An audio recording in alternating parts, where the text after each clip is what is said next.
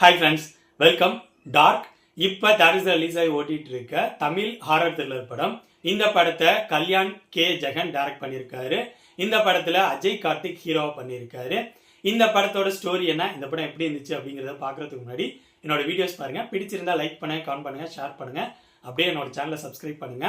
இந்த படத்தோட ஸ்டோரி என்னன்னா, படத்தோட ஸ்டார்டிங்லேயே ஒரு யங்ஸ்டர் தான் கூட இருக்க அவரோட ஃப்ரெண்ட்ஸை கொடூரமாக கொள்றாரு. கொன்னுட்டு அவரும் சூசைட் பண்ணிக்கிறாரு. இந்த சம்பவம் நடக்கிறது பாக்யராஜ் சார் அவர் இருக்க வீட்டுக்கு மேல இருக்க ரெண்ட் ஹவுஸ்ல. இதனால அந்த ரெண்ட் ஹவுஸுக்கு யாரும் வரதில்லை. சரௌண்டிங்ல அந்த வீட்டுல பேய் இருக்கு அப்படிங்கிற மாரி சொல்றாங்க. கொஞ்ச நாள் கழிச்சு அந்த வீட்டுக்கு ஹீரோ வாடகைக்கு வராரு.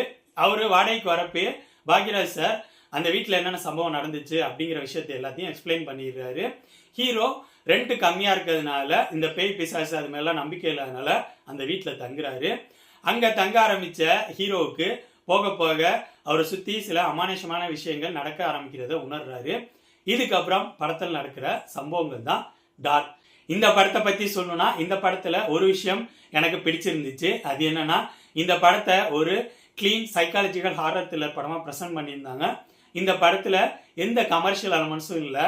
காமெடி, ரொமான்ஸ் இந்த மாதிரி அந்த படத்துக்கு தேவையில்லாத விஷயங்கள் எதையுமே பிளேஸ் பண்ணாம ஒரு கிளீன் சைக்காலஜிக்கல் ஹாரர் த்ரில்லர் படமா பிரசன்ட் பண்ணியிருந்தது எனக்கு பிடிச்சிருந்துச்சு. அடுத்து இந்த படத்தோட டெக்னிக்கல் விஷயங்கள் நீட்டாவே இருந்துச்சு. ஒளிப்பதிவு, பேக்ரவுண்ட் மியூசிக், சவுண்ட் எஃபெக்ட் இதை வச்சுட்டு ஹாரர் எலமெண்ட்ஸை ஒர்க் அவுட் பண்ண ட்ரை பண்ணியிருந்தாங்க. ஹாரர் என்விரான்மெண்ட்டை கிரியேட் பண்ணியிருந்தாங்க. இது படத்தோட ஃபர்ஸ்ட் ஹாஃப், செகண்ட் ஹாஃப் ரெண்டுலேயும் சில இடங்கள்ல நல்லா ஒர்க் அவுட் ஆயிருந்துச்சு. அது மட்டும் இல்லாமல் இந்த படத்தில் நடிச்சவங்களோட பெர்ஃபார்மன்ஸ் இந்த படத்துக்கு என்ன தேவையோ அதை பர்ஃபெக்டாக கொடுத்துருந்த மாதிரி இருந்துச்சு. அடுத்து இந்த படத்துல பிரச்சனைகள் அப்படின்னு சொல்லணும்னா, ஃபர்ஸ்ட் இந்த படத்தோட ஸ்கிரீன் பிளேயை ஓவர் நான் லீனியர்ல கொண்டு போயிட்டாங்களோ அப்படிங்கிற மாதிரி தோணுச்சு. ஏன்னா அடுத்தடுத்து கட் பண்ணி மாறி மாறி வெவ்வேறு டைம் லைன்ல நடக்கிற மாதிரி காட்டினாங்க. இது சில இடங்கள்ல லைட்டா கன்ஃபியூஷனை உருவாக்குதோ அப்படிங்கிற மாதிரி தோணுச்சு. அது மட்டும் இல்லாம இந்த படத்துல இன்னும் ஹாரர் எலமெண்ட்ஸ் வைக்கிறதுக்கு ஏற்ற ஸ்கோப் இருந்துச்சு. ஜம்ப் ஸ்கேர் மூமெண்ட்ஸை உருவாக்குறதுக்கு ஸ்கோப் இருந்துச்சு.